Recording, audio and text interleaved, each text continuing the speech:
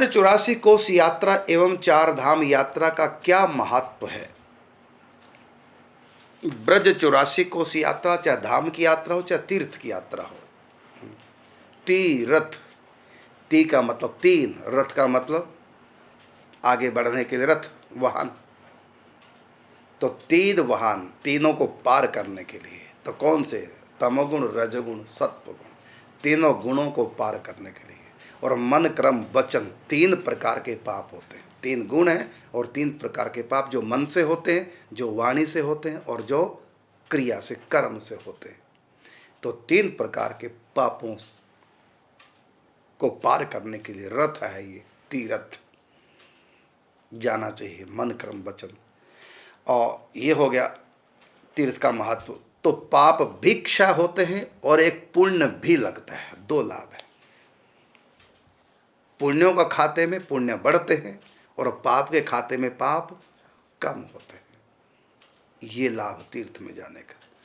और तीर्थ से ज़्यादा लाभ होता है धाम में जाने का। तीर्थ में और धाम में क्या अंतर है? धाम है हमारे यहाँ 4, उत्तर, दक्षिण, पूर्व, पश्चिम भारत के। उत्तर में बद्रीनाथ, सत्ययुग का धाम, और दक्षिण में रामेश्वरम, त्रेतायुग का धाम, पश्चिम में भारत के द्वारिकापुरी, ये द्वापर युग का धाम, और पूर्व में भारत के जगन्नाथपुरी, ये कलयुग का धाम। 4 धाम, 4 युगों के और 4 कोनों में। ये है धाम। धाम उसको कहते हैं जहाँ पर हम स्नान करने के लिए नहीं जाते, बल्कि दर्शन करने के लिए जाते हैं। जहाँ विग्रह है भगवान के, भगवान का रूप वहाँ प्रतिष्ठित है, हम उनके दर्शन करते हैं, उसको कहते हैं धाम। अब तीर्थ किसको कहते हैं? तीर्थ कहते हैं जहाँ दर्शन के लिए नहीं जाते, जहाँ पर हम स्नान करने के लिए जाते हैं। जैसे हरिद्वार है, वहाँ हम स्नान करने के लिए जाते हैं। नैमिषारण्य है, वहाँ स्नान के लिए जाते हैं।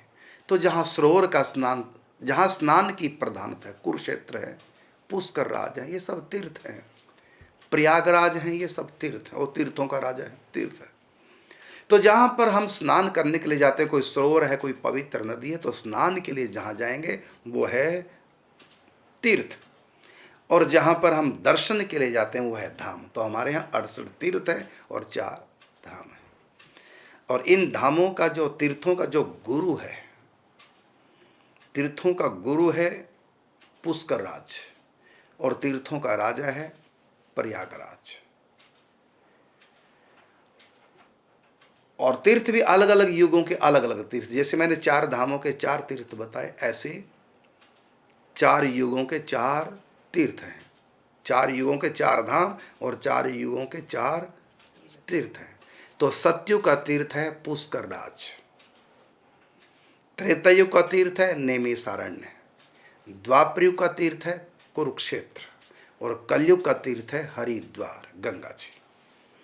तो 4 युगों के 4 धाम और 4 युगों के 4 तीर्थ है। तो इनका सबका एक ही फल है, क्या? मन, क्रम, वचन, इन तीनों से जो हमारे पाप बनते हैं, उन पापों का क्षय करते हैं। किस अनुपात में? जिस अनुपात में आपकी श्रद्धा निष्ठा है। और ये तो हो गया। और एक नया पुण्य लगता है, तीर्थों में जाने से पुण्य लगता है और पापों का क्षय होता है। ये लाभ तीर्थों का। और धाम, धाम ये 2 काम तो करते हैं तीर्थों वाले, एक तीसरा काम और करते हैं एक्स्ट्रा, जो तीर्थ नहीं करते तो धाम करते हैं। वह है भगवत प्रेम प्राप्ति की तरफ एक नया संस्कार बनता है, पराभक्ति। तो वो कर्म है। तीर्थ में जाना वो कर्म है, और धाम में जाना कर्म नहीं, वो भक्ति है। वो तीर्थों का कर्म हमको पापों का क्षय करेगा, और एक पुण्य, एक अच्छा कर्म और एक बढ़ जाएगा, एक्स्ट्रा हो जाएगा। लेकिन धाम में जाना, ये पापों का क्षय और पुण्य का बढ़ना, ये तो होगा ही होगा। एक चीज़ एक्स्ट्रा, वो है भगवान की भक्ति। वो कर्म में गिनती नहीं। तीर्थ में जाना कर्म में गिनती है, और धाम में जाना कर्म में गिनती नहीं, वो भगवान की भक्ति। जैसे गरीब की सेवा करना, ये पुण्य कर्म है, भक्ति नहीं है, ये पुण्य कर्म। और संत की सेवा कर दे, ये भक्ति, ये कर्म नहीं है, ये भक्ति है। तो गरीब की सेवा करने से हम स्वर्ग जाएंगे, अगला जन्म अच्छा हो जाएगा। गरीब की सेवा करने से हमको एक नया पुण्य मिलेगा, और कुछ पाप कटा, उसका आशीर्वाद मिला। ये पुण्य बढ़ गया, पाप घट गया, इतना होगा गरीब की सेवा से। लेकिन संत की सेवा से दोनों से आगे भक्ति है। भगवान की तरफ जीव बढ़ता है, उसके जीवन में भक्ति अवतरित उनके हृदय में होती है, जो संत सेवा करता है। तो कल्याण संत सेवा से होगा। गरीब की सेवा से कल्याण नहीं, स्वर्ग मिलेगा। स्वर्ग में कल्याण नहीं कहते, कल्याण कहते हैं जन्म मरण से छुटकारा, वो संत सेवा से। और गरीब की सेवा करने से जन्म मरण से छुटकारा तो नहीं होगा, लेकिन आप स्वर्ग जाएंगे कुछ समय के लिए। और जिस वस्तु का आपने दान किया, जो सहयोग किया, वो वस्तु कई गुना होकर के आपको अगले जन्म में मनुष्य जन्म में प्राप्त होगी। इतना होगा, माने वहाँ भी लाभ है, लेकिन पूर्ण लाभ तो संत सेवा भगवत सेवा से होता है। ये आपके प्रश्न का उत्तर है। अब एक मन में और आया, आपका तो प्रश्न नहीं है, मेरे मन में एक आया कि मैं बता दूं वृंदावन धाम क्या है। ये जो ब्रज भूमि है, ऐसी हमारे यहाँ 7 पुरियाँ भी हैं, जो धाम और तीर्थ दोनों का संगम होता है। जैसे जगन्नाथपुरी ये धाम में भी आती है और तीर्थ में भी आती है ना, ये 7 पुरी है। और अब ये वृंदावन धाम की, हाँ मथुरा भी उन 7 पुरियों में है, लेकिन ये जो ब्रज भूमि है, ये वृंदावन, बरसाना, नंदगांव, ये ब्रज भूमि, मथुरा ब्रज से अलग है। तो ये वृंदावन क्या है फिर? ये तीर्थ है या धाम है? तो न तो 4 धाम में वृंदावन है और न 68 तीर्थों में वृंदावन है। मथुरा है, सप्तपुरियों में तीर्थों में मथुरा तो है, लेकिन ब्रज हमारा 84 कोस का जो क्षेत्र है राधा रानी का, ना ये तीर्थ है ना धाम है। ये क्या है? ये राधा रानी का निज महल है, उनका निज घर है। निज घर श्यामा, ये तो उनका घर है। ये तो सब तीर्थों का, धामों का फल है। ये फल रूपा भूमि है, ये साधना की भूमि नहीं। जैसे नैमिषारण्य तपस्या की भूमि है, कुरुक्षेत्र धर्म की भूमि है। धर्म क्षेत्र कुरुक्षेत्र समवेता उत्सव। तपस्या की भूमि है नैमिषारण्य, और धर्म की भूमि है कुरुक्षेत्र, और ज्ञान की भूमि है काशी। और तपस्या की भूमि है उत्तराखंड, ये हरिद्वार से बद्रीनाथ तक, ये तपस्या की भूमि है। तो हरिद्वार तपस्या की भूमि, और बद्रीनाथ जब आगे जाएंगे तो वो योग की भूमि हो जाती है। हाँ, तो बद्रीनाथ योग की भूमि, हरिद्वार तपस्या की भूमि, कुरुक्षेत्र धर्म की भूमि, काशी ज्ञान की भूमि, और नैमिषारण्य भी तपस्या की भूमि है। और ये जो ब्रज है, ये प्रेम की भूमि है। ये अपना घर है, जहाँ अपना परिवार है। राधा कृष्ण गोप गोपियाँ प्रत्यक्ष में यहाँ लीला उसमें सम्मिलित हो गए। तो ब्रज में जहाँ तीर्थ स्नान करने जाते हैं वो तीर्थ है, और जहाँ दर्शन करने जाते हैं वो धाम है। लेकिन जहाँ बसने जाते हैं वो घर है। यहाँ ब्रजवास प्रसिद्ध है, न यहाँ दर्शन प्रसिद्ध है और न यहाँ स्नान प्रसिद्ध। यहाँ प्रसिद्ध है ब्रजवास, वास मिले यहाँ का। और बसते कहाँ है? अपने घर में। ये अपना घर है। तो ये प्रेम की भूमि है। अयोध्या मर्यादा की भूमि है। मैंने बताया ना सब स्थान कहाँ किसकी भूमि है। जैसे कुरुक्षेत्र धर्म की भूमि, कोई तप की भूमि, कोई योग की भूमि, काशी ज्ञान की भूमि, और मर्यादा की भूमि है अयोध्या। ऐसी ये ब्रज भूमि प्रेम की भूमि, क्योंकि प्रेम की अधिष्ठात्री देवी, प्रेम की घनीभूत मूर्ति राधा रानी का ये निज घर है। और यहाँ श्री कृष्ण भी रसिक बन के, प्रेमी बन के रहते हैं। ना योगी बन के रहे यहाँ, ना वो कर्मकांडी बन के रहे, है ना धर्मी कर्मी बन के रहे। इस ब्रजभूमि में ना कर्म का प्रवेश, ना धर्म का प्रवेश, ना ज्ञान का प्रवेश, ना योग का प्रवेश, ना तप का प्रवेश, ना वैराग्य का प्रवेश। ज्ञान वैराग्य तो मूर्छित पड़े, और भक्ति यहाँ पर युवा हो गई। भक्ति का मतलब प्रेम, प्रेमा भक्ति। तो ये ब्रजभूमि प्रेम की भूमि है। तो ये ना ये तीर्थ है ब्रजभूमि, और ना ये धाम है, और ना ये सप्तपुरियों में है। ये है सबका, ये फल रूपा है। ये साधनात्मिका धरती नहीं, ये फल रूपा है। सबका फल है। ये मिल गया तो भगवान मिल गए, और कुछ भी करने की जरूरत नहीं। ब्रज में पड़े रहो, बस अपराध कुछ ना हो। ना भजन करो, ना पूजा करो, ना पाठ करो, ना ध्यान करो, ना योग करो, ना तप करो, क्योंकि इन सब की भूमि है ही नहीं। हाँ, प्रेम करो, रो भगवान के लिए, उनको लाड लड़ाओ। ब्रज में प्रेम ही करते हैं। इसलिए ब्रज में अचल स्थापना नहीं है मंदिरों में, सब जगह अचल स्थापना मंदिरों में, लेकिन ब्रज में चाहे बिहारी जी हैं, राधा वल्लभ है, राधा रमन है, चाहे बरसाने में श्री जी हैं, अचल स्थापना नहीं। जब चाहे बरामदे में ले आए, जब चाहे नीचे छतरी में ले आए।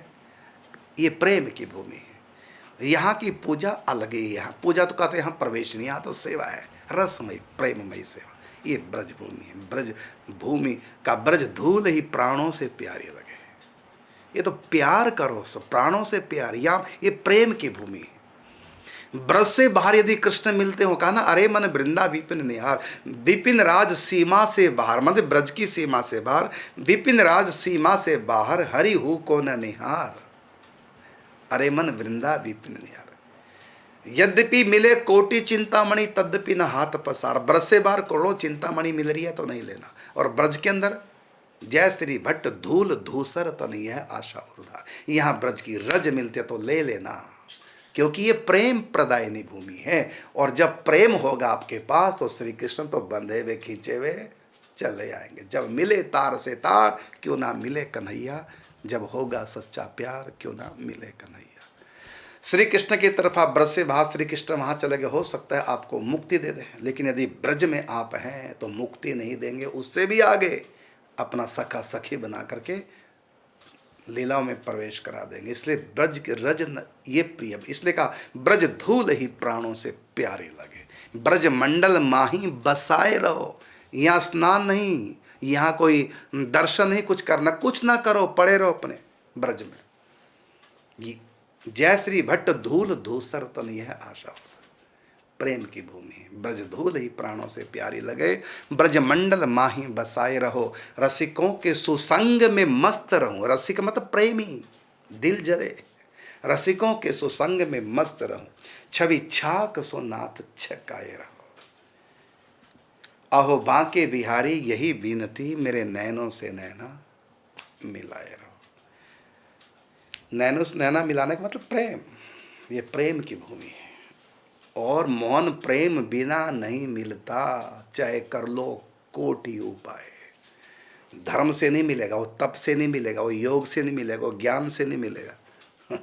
ये जो तीर्थों के धामों की मैंने जो भूमि बताई, कोई योग की भूमि, कोई तप की भूमि, कोई धर्म की भूमि, कोई वैराग्य की भूमि है, कोई, लेकिन इन सब से भी कन्हैया मिलने वाला नहीं। मौन प्रेम बिना नहीं मिलता, मिला ही ना रघुपति बिन अनुरागा, किए कोटि व्रत मख तप जागा। कितना भी कर लो, सिर पटक लो, नहीं, बिना प्रेम के मिलते। ये अयोध्या क्या है? ये भी प्रेम की भूमि, बस वहाँ मर्यादा वाला प्रेम करते हैं। नर की मर्यादा के में, नर की जो मर्यादा, उस मर्यादा में बंद करके मेरे ठाकुर जी राम रूप में प्रेम करते हैं। अयोध्या वो भी प्रेम की भूमि, बस मर्यादित प्रेम, नर की मर्यादा में। और ये जो ब्रजभूमि है, नर की मर्यादा में नहीं, नारायण की अपनी जो स्वतंत्र, परम स्वतंत्र, ना सर पर कोई नर का नियम लागू नहीं होता उस प्रेम में। राम के प्रेम में नर का नियम लागू है। सीता जी को वचन दे चुके हैं कि तुम्हारे सिवा कोई दूसरी स्त्री मेरे जीवन में नहीं आएगी, लेकिन कन्हैया जितनी मर्जी आ जाए स्वागत है। राम जी ने मोर पंख एक बार सिर पे धारण किया था दूल्हा बन करके, लेकिन ठाकुर जी तो आज तक मोर का पंख नहीं उतारते, कहते मैं तो हमेशा दूल्हा हूँ, स्वागत है, कोई भी आए सबका स्वागत। महाराज जी ये मोर मुकुट कब तक रखेंगे? मोर का मतलब दूल्हे के मुकुट को मोर कहते हैं। ये मोर मुकुट कब तक लगा के रखेंगे? भगवान कहते हैं जब तक सब आत्मा मेरी दुल्हन के रूप में मुझको नहीं मिल जाएंगी, तब तक मैं दूल्हा बना ही रहूँगा। ये नित्य दूल्हा है। ये प्रेम की भूमि, वासना की नहीं, प्रेम की। तो आपका प्रश्न था कि ब्रज 84 कोस यात्रा, 4 धाम यात्रा का क्या महत्व, मैंने बताया। ये ब्रज भूमि है, ये प्रेम की भूमि है। और तीर्थ की यात्रा, वहाँ पापों का क्षय और पुण्य स्थापित होना। और 4 धाम, पापों का क्षय, पुण्य का उदय तो हो गई होगा, साथ में भगवत प्रेम की तरफ भी व्यक्ति बढ़ता है। लेकिन ये धाम तो 3 रात कोई ब्रज में रह जाए, राधा रानी उसके ऊपर अपनी स्टाम्प लगा देती है। अब एक न एक दिन इसको मैं अपना प्रेम दूंगी। अब ये तैयारी अब कर ले और चाहे अगले जन्म में कर ले। ये 3 रात मेरे पास रह गए, अब ये मेरा हो गया। अब देरी इसकी तरफ से, मेरी तरफ से कोई देरी नहीं।